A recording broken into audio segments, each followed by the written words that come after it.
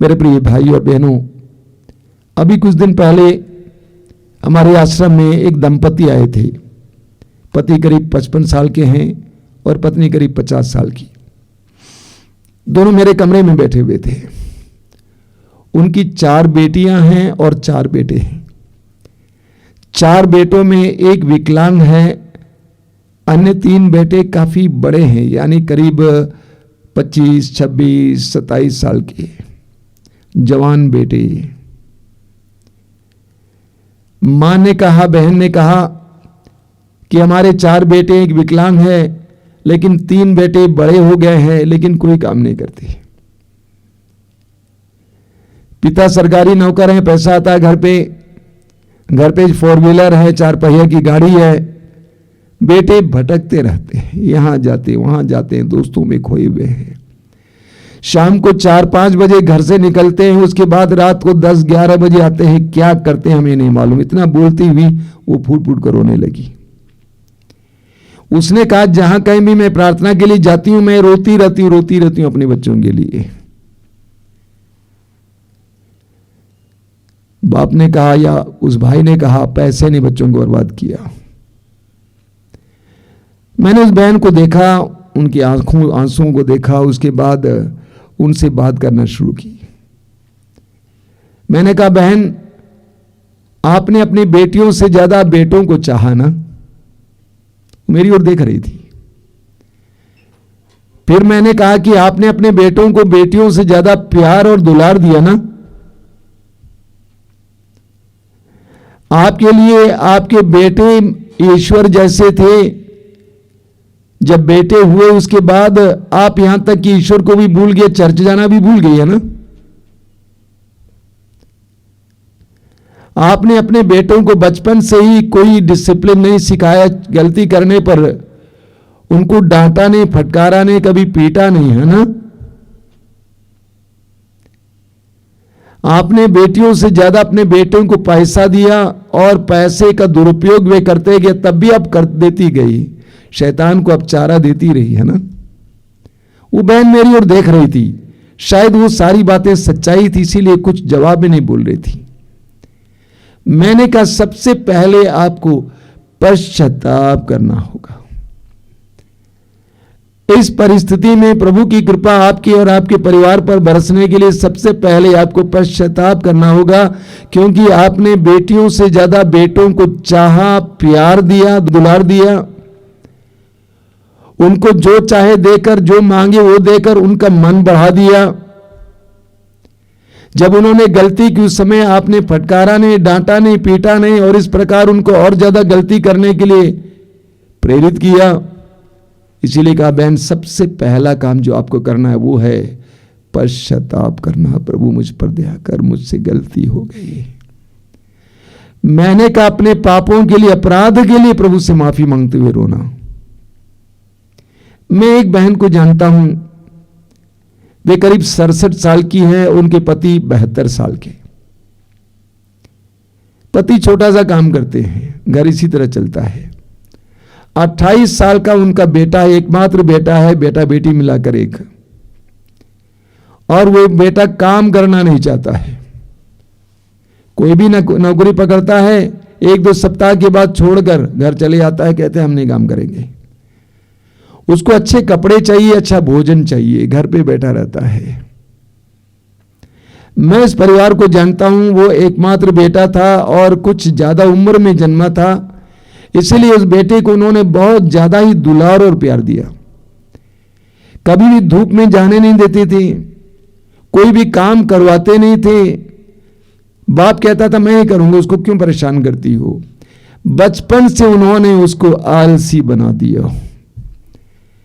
वो बहन फूट फूट कर रो रही थी फोन में। मैंने कहा कि सबसे पहले आप प्रभु से माफी मांगो कि प्रभु, हमने अपने बेटे को आलसी बनाया है।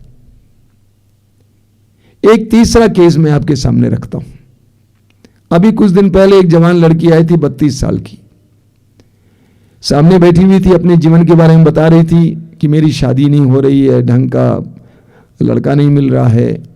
बातचीत के दौरान मुझे पता चला कि जब वो टीनेजर थी, करीब 17, 18, 19, 20 साल की थी, उस समय वो एक लड़के से प्यार करती थी। प्यार करते करते 22 साल की उम्र में दोनों ने कोर्ट में शादी कर ली। लेकिन उस लड़की ने सोचा कि मैं इसके साथ जी नहीं पाऊंगी, इसीलिए उसने तलाक भी ले लिया। अब शादी की बात जहां भी होती है वहां पर लोग लड़की को पसंद तो करते हैं। जिस समय उनको पता चलता है कि इसने तलाक दिया है, इसकी एक शादी हो चुकी है, तो शादी टूट जाती है, शादी की बात कर जाती है। और वो छोटी लड़की मेरे सामने बैठी थी, बिलख रही थी, रो रही थी। मैंने कहा बेटे, सबसे पहला काम है प्रभु से माफी मांगना, पश्चाताप करना। तुमने अपनी युवावस्था में गंभीरता पूर्वक जीवन नहीं लिया, अंधाधुंध तुमने शादी कर ली, तलाक भी दिया और जिंदगी और भविष्य को तूने तोड़ रखा है। सबसे पहले पश्चाताप करो। ऐसे कई लोग कई प्रकार की कठिन और विकट परिस्थितियों में रहते हैं। ऐसी परिस्थिति में हमें क्या करना चाहिए? सबसे पहला काम पश्चाताप करना। प्रकाशना ग्रंथ अध्याय 3 वाक्य 19 में प्रभु कहते हैं पश्चाताप करो। विपत्ति जीवन में आई है, परेशानी आई है, सबसे पहला काम प्रभु कहते हैं पश्चाताप करो। क्या मेरे कारण तो विपत्ति नहीं आई? ऐसे में आपको बहुत सारे उदाहरण दे सकता हूं। तो सबसे पहला काम है हम पश्चाताप करें, रिपेंट। दूसरा है अपनी परिस्थिति को प्रभु के हाथ में सौंप देना। अपनी कठिन और जटिल परिस्थिति को प्रभु के हाथ में समर्पित करना। मैंने उस बहन से कहा कि बहन, आपके जवान बेटों को और अपने परिवार की परिस्थिति को प्रभु के हाथ में समर्पित करो। आपका रोना धोना बोलना बंद करो, प्रभु के हाथ में समर्पित करो। मैंने उस बेटी से कहा कि बेटी, तुम अपने जीवन को और विशेष करके इस परिस्थिति को प्रभु के हाथ में समर्पित करो। प्रभु के पास हर समस्या का समाधान है। हम पढ़ेंगे गणना ग्रंथ के अध्याय 21 में इस्राएली जनता ने ईश्वर के विरुद्ध और मूसा के विरुद्ध भुनभुनाया। नतीजा, सांप आए, उनको काटने लगे। बहुत सारे सर्प आए और उनको काटना शुरू कर दिया। कई लोग मर गए, खलबली मच गई, लोग डरने लगे, मूसा के पास दौड़ के आने लगे। हजारों की संख्या में लोग आए, ये क्या हो रहा हमें? तो मूसा ने इस परिस्थिति को प्रभु के सामने पेश किया। मूसा प्रभु के पास आते हैं और कहते हैं कि प्रभु बचाइए। मूसा ने उस जटिल परिस्थिति को प्रभु के हाथ में समर्पित किया। प्रभु ने मूसा से कहा ये करो, और ऐसा ही किया और उस परिस्थिति में उसको समाधान मिला। हम पाते हैं सुसमाचारों में, विशेष करके मत्ती के सुसमाचार के अध्याय 8 में प्रभु यीशु और शिष्य नाव में बैठकर झील पार कर रहे हैं।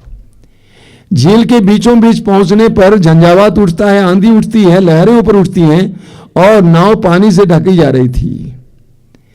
ऐसी परिस्थिति में शिष्यों ने नाव को संभालने के लिए प्रयास किया। उनकी सारी शक्तियां शिथिल हो गई, उनसे संभल नहीं पा रही थी नाव। तो वे प्रभु के पास आते हैं, कहते हैं प्रभु हमें बचाइए, हम डूब रहे हैं।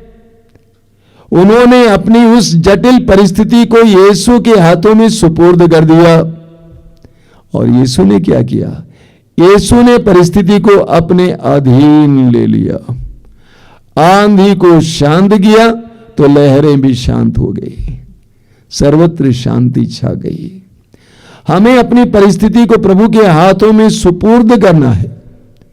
हम पढ़ेंगे स्तोत्र 55 के वाक्य 23 में लिखा हुआ है, तुम प्रभु पर अपना भार छोड़ दो। तुम प्रभु पर अपना भार छोड़ दो, वो तुम्हें संभालेगा। और हम लोग इस वचन को दोहराएंगे और उसको आप लोग दोहराएंगे, अपने जीवन में भी दोहराते रहेंगे। बोलिए मेरे पीछे हालेलुया, हालेलुया, हालेलुया, हालेलुया। प्रभु का वचन कहता है, तुम प्रभु पर अपना भार छोड़ दो, अपना भार छोड़ दो, वह तुम्हें संभालेगा। तुम्हें संभालेगा। और एक बार दोहराइए, प्रभु का वचन कहता है, प्रभु का वचन कहता है, तुम प्रभु पर अपना भार छोड़ दो, अपना भार छोड़ दो, तुम प्रभु पर अपना भार छोड़ दो, अपना भार छोड़ वह दो, तुम्हें संभालेगा। तुम्हें संभालेगा। Hallelujah, hallelujah, hallelujah, hallelujah, hallelujah, hallelujah. Hallelujah. Hallelujah. स्तोत्र 37 वाक्य 5, स्तोत्र 37 वाक्य 5 में क्या लिखा हुआ है? अपना जीवन प्रभु को अर्पित करो, उस पर भरोसा रखो, वह तुम्हारी रक्षा करेगा। मैं हर वचन पर विश्वास करता हूं, यह वचन बहुत इस्तेमाल करता हूं। वचन कहता है अपना जीवन प्रभु को अर्पित करो, उस पर भरोसा रखो, वह तुम्हारी रक्षा करेगा। मेरे पीछे दोहराइए हालेलुया, हालेलुया। हालेलुया। हालेलुया। मैं आपसे इसीलिए दोहरा रहा हूं ताकि आप इसको दोहरा कर याद करेंगे और अपने जीवन में इस्तेमाल करेंगे। बोलिए हालेलुया, हालेलुया। हालेलुया। हालेलुया। प्रभु का वचन कहता है प्रभु का वचन कहता है अपना जीवन अपना जीवन प्रभु को अर्पित करो, प्रभु को अर्पित उस करो, पर भरोसा रखो, उस पर भरोसा रखो, वह तुम्हारी रक्षा करेगा। वह तुम्हारी रक्षा करेगा। अपना जीवन अपना जीवन प्रभु को अर्पित करो, प्रभु को अर्पित करो, उस पर भरोसा रखो, उस पर भरोसा रखो, वह तुम्हारी रक्षा करेगा। वह तुम्हारी रक्षा करेगा। Hallelujah, hallelujah. हालेलुया। हालेलुया। तो क्या करना है? अपना जीवन, अपनी परिस्थिति प्रभु को दे देना और उस पर भरोसा रखना कि वो हमारी रक्षा करेगा। वो बहन जिसके बच्चे इधर उधर भटक रहे हैं, उस परिस्थिति को प्रभु के हाथ में पूरी तरह से समर्पित करना, रोज समर्पित करते रहना और विश्वास करना कि मेरा प्रभु उसको बदलने में समर्थ है। तो दूसरा है कि परिवार अपनी परिस्थिति को प्रभु के हाथ में समर्पित करना। तीसरा है, मैं लोगों से कहा करता हूं बहुत प्रार्थना करना। प्रार्थना करना नहीं बोलता हूं, बहुत प्रार्थना करना। प्रार्थना करना बोलेंगे तो लोग थोड़ा सा प्रार्थना करेंगे, बल्कि मैं कहता हूं बहुत प्रार्थना करना। जितना समय आपके पास है प्रार्थना करना।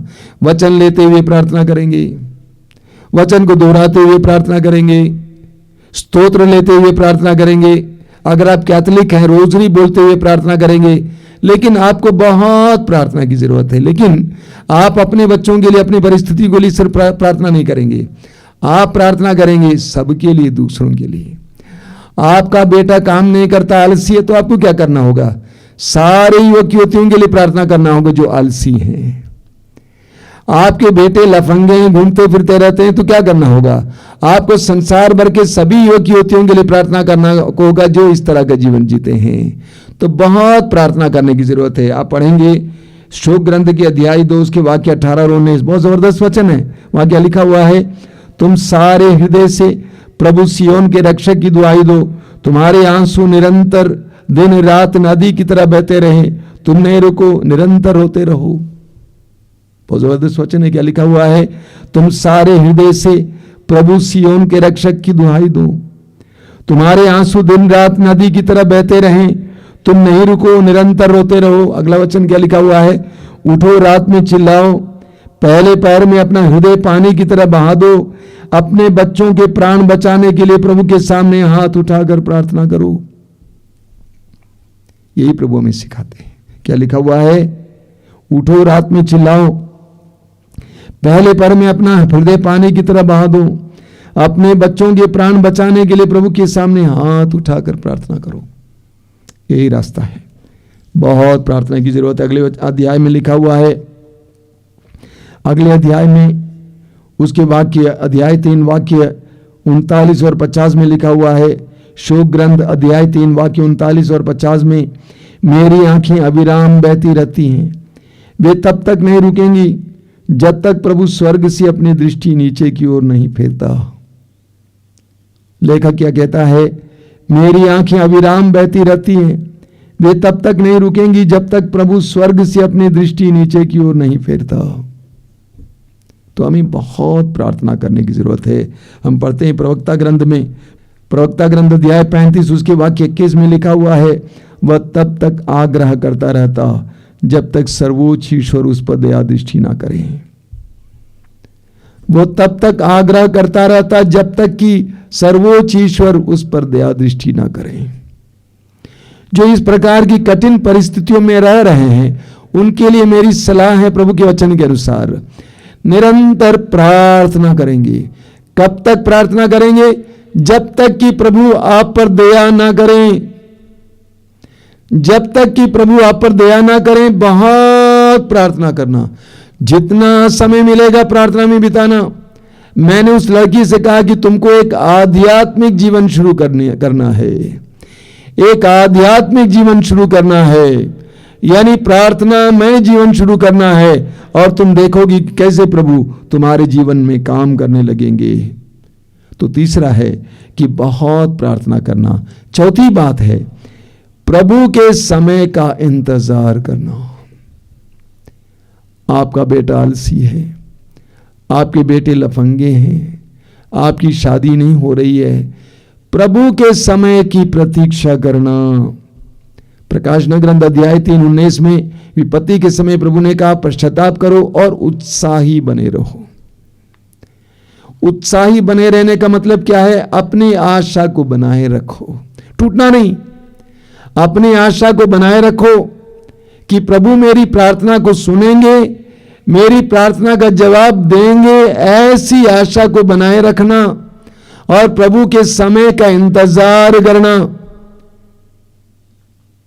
शोक ग्रंथ के अध्याय 3 उसके वाक्य 26 में लिखा हुआ है, मौन होकर प्रभु की मुक्ति की प्रतीक्षा करना यही सबसे उत्तम है।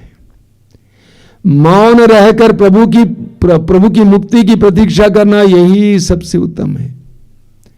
प्रभु की मुक्ति की प्रतीक्षा कीजिए, उस समय की प्रतीक्षा कीजिए। वचन में लिखा हुआ है स्तोत्र 130 में, स्तोत्र 130 उसके वाक्य 5 में लिखा हुआ है, स्तोत्र 130 वाक्य 5 में, मैं प्रभु की प्रतीक्षा करता हूं, मैं प्रभु की प्रतीक्षा करता हूं, मेरी आत्मा उसकी प्रतिज्ञा पर भरोसा रखती है। मेरे पीछे दोहराइए हालेलुया, हालेलुया, हालेलुया। हालेलुया। इस वचन को दोहराना और इस वचन पर पूर्ण भरोसा रखना, इसको मन में याद रखना, भूलना नहीं। Hallelujah, hallelujah. प्रभु कहते हैं, प्रभु कहते हैं, प्रभु का वचन कहता है, प्रभु का वचन कहता है, मैं प्रभु की प्रतीक्षा करता हूँ, मैं प्रभु की प्रतीक्षा करता हूँ, मेरी आत्मा उसकी प्रतिज्ञा पर उसकी प्रतिज्ञा पर भरोसा रखती है। भरोसा रखती है। अपना दाहिना हाथ अपने सीने पे लगाइए और इस समय इस वचन को दोहराइए, इसको अपना बनाइए।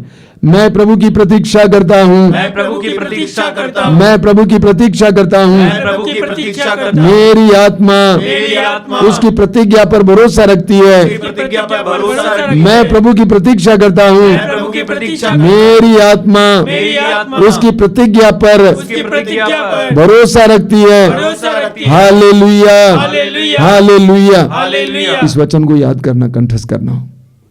आपकी परिस्थिति में आपको क्या करना है? मैंने 4-5 बातें कही हैं। पहली बात, आपको पश्चाताप करना है।